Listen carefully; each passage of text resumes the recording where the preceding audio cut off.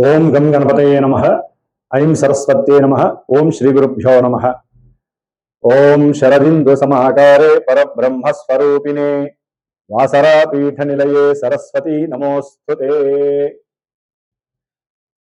వీక్షించేటటువంటి ప్రేక్షక అభిమానులందరికీ నూతన సంవత్సరం 2026 సంవత్సరం జనవరి 1 నుంచి కూడా డిసెంబర్ 31వ తేదీ వరకు ఈ సంవత్సర కాలం అంతా కూడా మనకి అంతరిక్షంలో ఉన్నటువంటి గ్రహాల యొక్క సంచారాన్ని గనక మనం గమనించినట్లయితే ముఖ్యంగా వీటిల్లో ఔటర్ ప్లానెట్స్ అయినటువంటి 4 గ్రహాలు, వాటిల్లో గురుడు, శని, రాహువు, కేతువు. అంటే లెక్క ప్రకారము ఉగాది పర్యంతము, అంటే పరాభవనామ సంవత్సరం ఉగాది సంవత్సరం రోజున చెప్పేటటువంటి సంవత్సర పంచాంగం వేరు. దాంట్లో వర్షలగ్న కుండలి, అలాగే మనకి జగర్లగ్న కుండలి అని దాని ప్రకారము ముఖ్యంగా గ్రహాలకి పట్టేటటువంటి ఆధిపత్యం పోర్ట్ఫోలియోస్ అని ఉంటాయి అన్నమాట.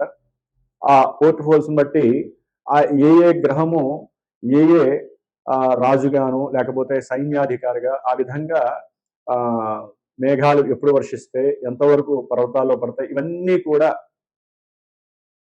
ప్రపంచం మీద రాజుల మీద ఏ విధంగా ఉంటుంది అనేటటువంటి విషయాలన్నీ కూడా మనకి 2026 సంవత్సరము పరాభవనామ సంవత్సరము మార్చిలో ఏప్రిల్లో వచ్చేటటువంటి నూతన సంవత్సర పంచాంగ విశేషాలు వేరుంటాయి.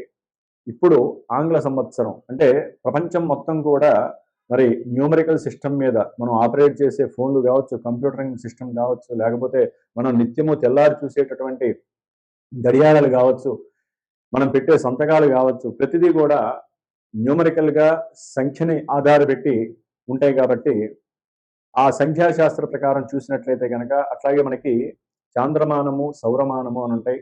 దాంట్లో ముఖ్యంగా సౌరమాన రీత్యా ఈ యొక్క డేట్స్ని ఎక్కువగా మనం ప్రిపేర్ చేసుకుంటూ ఉంటాము. ఎందుకంటే సూర్యుడు కరెక్ట్గా 1 డిగ్రీ ప్రతిరోజు కూడా ఆయన సంచరిస్తూ ఉంటాడు. కాబట్టి అంటే ఒక్కొక్క రాశిలో 30 రోజులు కూడా 1 డిగ్రీ ప్రమాణంతో ఆయన మారుతూ ఉంటాడు. కాబట్టి మనకి 1/1/2026 సంవత్సరము మొత్తం మీద కూడా 3 సంఖ్య ఆపరేట్ అవుతుంది. కాబట్టి 3 సంఖ్యకి అధిపతి గురుడు. అట్లాగే 2026లో మొత్తం కూడా సంఖ్య 1ని ఆపరేట్ చేస్తుంది. దానికి రవి ఆపరేటింగ్ చేస్తూ ఉంటాడు. కాబట్టి రవికి గురుడికి వీరిద్దరికీ ఉన్నటువంటి మిత్రత్వంతో రాజుల మధ్య సరైనటువంటి జ్ఞానము, విజ్ఞానముతో కూడినటువంటి లోక శ్రేయస్సు, ప్రపంచ శ్రేయస్సు కోరి ఒకరికొకరు అనుసంధానంతో వారికి ఉన్నటువంటి మానసిక ఆర్థిక బలాలను ఉపయోగించి చక్కగా ఒకరికొకరు సమన్వయపరుచుకొని లోక శ్రేయస్సు గురించి ఒకటయ్యేటటువంటి ప్రమాణాలు ఎక్కువగా ఉన్నాయి. అట్లాగే లోక అభీష్టము, లోక శ్రేయస్సుని ఆలోచించుకొని ఉద్దేశించుకొని ప్రతి దేశము ఓకే యుద్ధాలు వస్తాయి, అంటే గ్రహాలను బట్టి యుద్ధాలు జరుగుతాయి, ఎన్నో ప్రమాదాలు వస్తాయి, మృత్యుఘంటికలు, ఎన్నో రకాలైనటువంటి సమస్యలు వచ్చే అవకాశాలు ఉన్నాయి, అగ్నిపర్వతాలు పేరుతాయి. అట్లాగే మనకు ఉన్నటువంటి మంచు కొండల్లో ఉన్నటువంటి లావా బయటకు వచ్చే పరిస్థితి ఉంది. మంచు కొండలు కరిగిపోయి ఎన్నో ఉప్పెనులు వచ్చే ప్రమాదాలు ఉన్నాయి. వాయుపరమైనటువంటి ప్రమాదాలు అంటే ఆకాశయానంలో అది రాకెట్లు కావచ్చు, లేకపోతే ఏరోప్లేన్స్ కావచ్చు, చిన్న చిన్న ఎయిర్ క్రాఫ్ట్స్ ఏవైనా సరే ఎన్నో ఇబ్బందులు పడేటువంటి అవకాశాలు ఉన్నాయి. అట్లాగే ముఖ్యంగా భూగర్భానికి సంబంధించి పెట్రోలియం ప్రోడక్ట్స్ విషయంలో కావచ్చు, లేకపోతే బొగ్గు గనులకి సంబంధించిన విషయాల్లో ఇట్లా ఎన్నో విషయాలలో ఎన్నో ఇబ్బందులు, ఎన్నో ప్రమాదాలు జరిగే అవకాశాలు ఉంటాయి. ఇవి ప్రపంచానికి సంబంధించినవి. అయితే మనకి ముఖ్యంగా 12 రాశులు, ముఖ్యంగా మేషాది 12 రాశులు ఉన్నాయి మనకి. ఆ రాశుల వారికి ఈ యొక్క 2026 సంవత్సరంలో గ్రహస్థితి ముఖ్యంగా రాహువు, శని, కేతువు, అట్లాగే గురుడు వీరున్నటువంటి స్థానాలు. ఎందుకంటే వీళ్ళు మారుతూ ఉంటారు. గురుడు దాదాపుగా మార్చి 17-20 తారీఖుల్లో వక్రం ఆపేసేసి రుజుమార్గంలో ప్రయాణం చేస్తూ ఉంటారు. ఆయన దాదాపుగా జూన్ వరకు కూడా ఆయన ప్రయాణం చేస్తూ జూన్న ఫస్ట్ వారంలో ఆయన కర్కాటక రాశి ఉచ్చస్థితికి వస్తారు. ఆగస్టులో మళ్ళీ నక్షత్రం అంటే పుష్యమి నక్షత్రంలోకి మారుతారు. అట్లాగే చివరిలో మళ్ళీ నవంబర్, డిసెంబర్లో ఆయన ఆశ్లేష నక్షత్రంలోకి మారుతారు. ఇట్లా నక్షత్రం మారినప్పుడల్లా కొంతమంది రాశుల వారికి ప్రభావాలు మారుతూ ఉంటాయి. గురుడు ఉచ్చలో ఉన్నప్పటికీ కూడా ఆ నక్షత్రానుసారం ప్రభావాలు మారుతూ ఉంటాయి. అట్లాగే శని కూడా దాదాపుగా ఈ జనవరి 20వ తేదీ నుంచి సొంత నక్షత్రంలో అడుగు పెడుతున్నారు. మరి శని యొక్క నక్షత్రాలైనటువంటి శని యొక్క రాశుల్లో కుంభరాశిలో రాహు అనేటటువంటి పాపగ్రహం ఉంది. కాబట్టి ఇక్కడ బలము అనేటటువంటిది ఎక్కువగా ఉంది శనీశ్వరుడికి. కాబట్టి రాహుకేతువులు కూడా ఆయన కూడా రాహు అనేటటువంటి సొంత నక్షత్రంలో దాదాపుగా సెప్టెంబర్, అక్టోబర్ వరకు ఉంటారు. మరి ఆ తర్వాత ధనిష్టలోకి వచ్చినప్పుడు కొన్ని ఇబ్బందులు. మరి ప్రెసెంట్ జనవరిలో జనవరి ప్రకారం చూస్తే కనుక జనవరి నుంచి మే 1, మే 15 వరకు కూడా గ్రహస్థితులన్నీ కూడా ఇటు ధనస్సు, మకరము, కుంభము, మీనము ఈ యొక్క రాశుల్లోనే గ్రహాలన్నీ సంచరిస్తుంది. అంటే దాదాపుగా పుణ్యఫలాలు ఇచ్చే ధనస్సు రాశిలో చతుర్గ్రహ కూటమి ఏర్పడుతోంది. అట్లాగే మకర రాశి కర్మస్థానాధిపతి అయినటువంటి శని ఇంట్లో దాదాపుగా 4 గ్రహాలు, మళ్ళీ కుంభరాశిలో రాహువు ఉన్నటువంటి ఇంట్లో కుంభరాశిలో మరి 5 గ్రహాలు పంచగ్రహ కూటమి ఏర్పడుతోంది. దాదాపుగా జనవరి, ఫిబ్రవరి, మార్చి, ఏప్రిల్, మేలో దాదాపుగా మే ఎండింగ్, జూన్ వరకు కూడా శని కుజులు కలుస్తున్నారు. శని కుజుడిని చూస్తుంటేనే ఇప్పుడు ఇంత ఘోరాలు జరుగుతుంటే శని కుజులు కలిసి మనకి మీనరాశిలో ఉన్నప్పుడు కొన్ని రాశుల వారికి ఎన్నో ఇబ్బందులు ఎదురే అవకాశాలు ఉంటాయి. అట్లాగే ప్రపంచానికి కూడా ఎన్నో రకాలైనటువంటి గండాలు ఏర్పడే అవకాశాలు ఉన్నాయి. ముఖ్యంగా జల సంబంధితమైనటువంటి, అగ్ని సంబంధితమైనటువంటి, వాయు సంబంధితమైనటువంటి పంచభూతాలు కన్నెర్ర చేసేటటువంటి పరిస్థితులు మరి మనకి ఏప్రిల్, మే, జూన్ నెలల్లో కనిపించే అవకాశాలు ఉన్నాయి. ఏదేమైనప్పటికీ జూన్ వరకు అందరం కూడా ప్రపంచ శ్రేయస్సు కోసము, మన యొక్క భూ వాతావరణాన్ని కాపాడుకోవడం కోసము, అట్లాగే పొలాలు, జంతువులు, మనుషుల యొక్క ఆరోగ్యము కాపాడుకోవడం కోసము ఎవరికి వారే యజ్ఞ యాగాదులు కానివ్వండి, లేకపోతే మానసికమైనటువంటి జపతపాదులు కానివ్వండి చేసుకోవడం చాలా ఉత్తమము.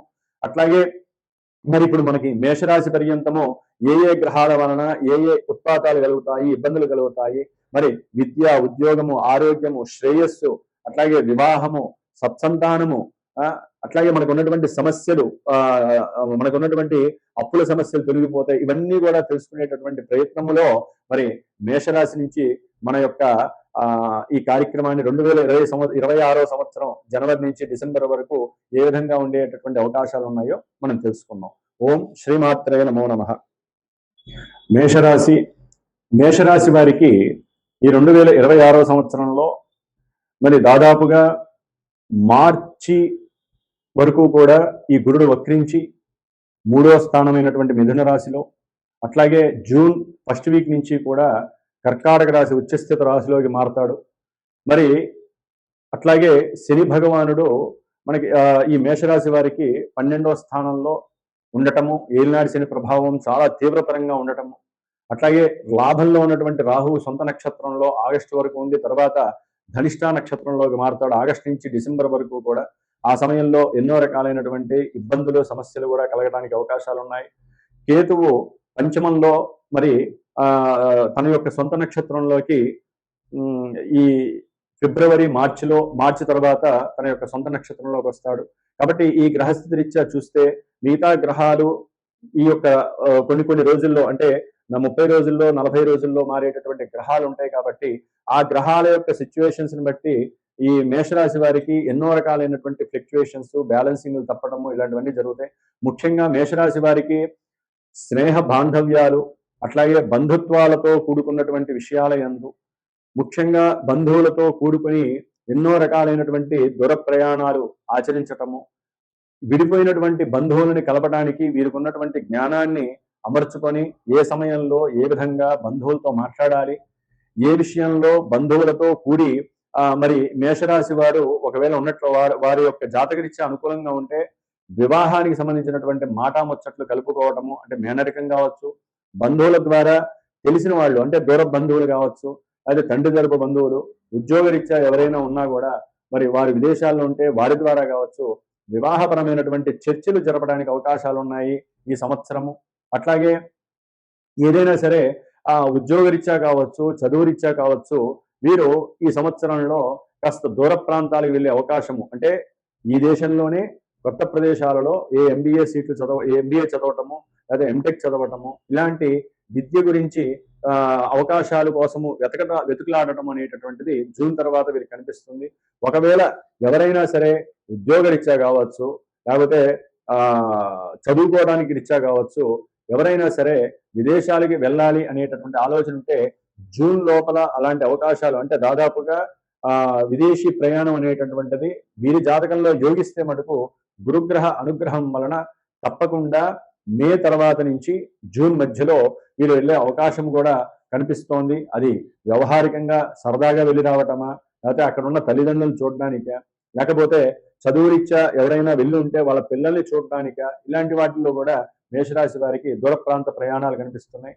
ఏదేమైనప్పటికీ వీరికి కాస్త ఆస్తుల పట్ల కాస్త ఇంట్రెస్ట్ పెరుగుతుంది. అంటే ఏ స్థలం కొనాలి, ఏ ఇల్లు కొనాలి, ఇలాంటి వాటి మీద ప్రయోగాలు చేస్తూ ఉంటారు. కొత్త కొత్త ఆలోచనలు కలుగుతూ ఉంటాయి. చదువులో కూడా కొత్త కొత్త మార్గాలు అన్వేషిస్తూ ఉంటారు. అట్లాగే కీర్తి గురించి, వారికి ఉన్నటువంటి హోదా గురించి ఎంతో ఆలోచనలు చేస్తూ ఉంటారు. ఈ సంవత్సరం అంతా కూడా జూన్ తర్వాత వీరు తప్పనిసరిగా రియల్ ఎస్టేట్కి సంబంధించి వ్యాపారాలు కానివ్వండి, లేకపోతే విదేశాల్లో ఉన్నట్లయితే వారైనా సరే రియల్ ఎస్టేట్ అంటే ఏదైనా భూముల పైన కానీ, ఏదైనా ఒక పెద్ద గృహం కట్టుకోవాలనే ఆలోచన పరంగా కానివ్వండి, తప్పకుండా బ్యాంకింగ్ సంస్థ నుంచి లోన్లు తీసుకునే అవకాశం ఉంటుంది. అట్లాగే వీరికి ఆకస్మికంగా తల్లిదండ్రుల యొక్క ఆస్తి కలిసి రావటము, దాన్ని పెట్టుబడిగా పెట్టి ఏదైనా వ్యాపారంలో విస్తృతమైనటువంటి అంటే విస్తృతంగా వ్యాపారాన్ని వృద్ధి చేసి ధనాన్ని ఆర్జించాలనేటటువంటి విషయం పైన కానీ మంచి చేసుకునే అవకాశాలు ఉంటాయి. ముఖ్యంగా ఏదైనా సరే ఆస్తులకు సంబంధించి కోర్టు సంబంధిత ఇష్యూలు ఉంటే ఒక్కోసారి వీరికి ఏలినాడి శని ప్రభావం వలన జైళ్ళకి వెళ్ళే అవకాశము, పోలీస్ స్టేషన్లో జైలుకి వెళ్ళే అవకాశం ఉంటుంది. నరఘోష అనేటటువంటిది అయితే కనుక వీరికి చాలా ఎక్కువ అవుతుంది జూన్ నుంచి. ఎందుకంటే చదువులో కావచ్చు, ఉద్యోగ రంగంలో కావచ్చు, వివాహపరంగా కావచ్చు, సక్సెస్ రేట్స్ అనేవి వీరికి ఎక్కువగా కలుగుతున్నాయి. అయితే ఏంటంటే రాహు యొక్క ప్రభావం చాలా అనుకూలంగా ఉంటుంది వీరికి. ఈ సంవత్సరంలో ఒక 7-8 నెలల తర్వాత అంటే జూలై, ఆగస్టు తర్వాత వీరికి అనుకోకుండా ఆకస్మికంగా చక్కటి లాభాలు కలిగే అవకాశం ఉంటుంది. అంటే ఏదైనా ఆరోగ్య విషయంలో దీర్ఘకాలిక అనారోగ్య స్థితులు ఉంటే కనుక అవన్నీ కూడా కాస్త ఉపశమనం కలిగేటటువంటి అవకాశాలు వీరికి కనిపిస్తాయి. కాకపోతే మేషరాశి వారికి ఈ మే, జూన్ వరకు కూడా కొంచెం జాగ్రత్తగా ఉండాలి. ఎందుకంటే ఉద్యోగ వ్యవస్థల్లో ఎన్నో అప్ అండ్ డౌన్స్ వస్తాయి. వీరు చేసేటటువంటి ఉద్యోగాదుల్లో వీరి కింద పనిచేసే వారి వలన వీరికి ఎన్నో సమస్యలు తలెత్తి ఒక్కోసారి ఉద్యోగాలు పోతాయి. కొంతమందికి ఉద్యోగాలు ఉన్నత స్థితిని పొందే అవకాశం ఉంటుంది. ఎందుకంటే మిగతా గ్రహాల యొక్క సిచ్యువేషన్ ఆలోచిస్తే కనుక దాదాపుగా జూన్ నెల వరకు కూడా చాలా టఫ్ సిచ్యువేషన్స్, అంటే శని రాశుల్లో నడుస్తూ మొత్తం రాహు ఆక్యుపై చేస్తాడు కాబట్టి వారి యొక్క జాతకంలో గనక గ్రహస్థితులు అనుకూలంగా ఉంటే కొంతమందికి అప్ లెవెల్స్ వస్తే, కొంతమందికి ఉన్నవాళ్ళు కూడా డౌన్ అయ్యే అవకాశాలు ఉంటాయి మేషరాశి వారు.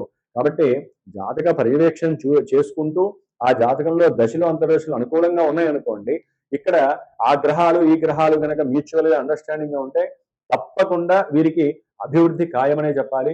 కాకపోతే ఏలినాడి శని ప్రభావం వలన బంధువులతో సమస్యలు, గొడవలు, కొట్లాట్లు, కోర్టు సమస్యలు అయితే కనుక జూన్, జూలై తర్వాత, ఆగస్టు తర్వాత వచ్చే అవకాశాలు ఉంటే ఏలినాడి శని ప్రభావం తీవ్రతరంగా ఉంటుంది. అట్లాగే ఇప్పుడు వృత్తి ఉద్యోగాల్లో మాత్రం జూన్ లోపల తప్పకుండా ప్రదేశ మార్పులు ఉండే అవకాశాలు అయితే వీరికి తప్పకుండా ఉన్నాయి. సంతాన విషయంలో జూన్ తర్వాత వీరికి శుభవార్త వినే అవకాశము ఉంటుంది. అట్లాగే గృహపరమైనటువంటి విద్యార్థులకి చాలా చాలా అనుకూలమైనటువంటి పరిస్థితి, తల్లి నుంచి మంచి ఆదరణ కలిగే అవకాశాలు ఉన్నాయి.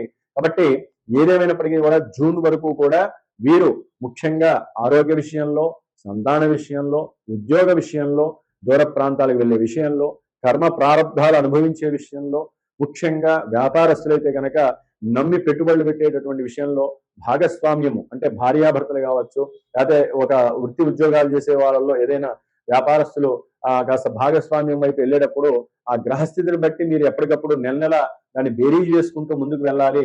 లేకపోతే ఇబ్బందులు అనే అవకాశం ఉంటుంది. కుటుంబంలో ఉన్నటువంటి సమస్యలు వస్తాయి.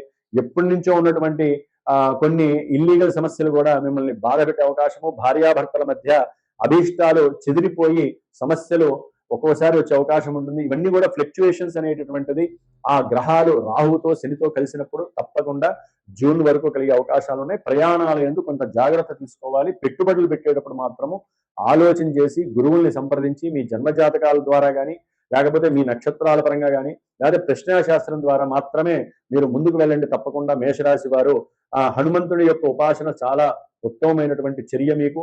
కాబట్టి హనుమంతుడి ఉపాసన చేయండి. గణపతి ఆరాధన ప్రతినిత్యము చేయటం విశేషప్రదము. ఓం గం గణపతయే నమో నమః.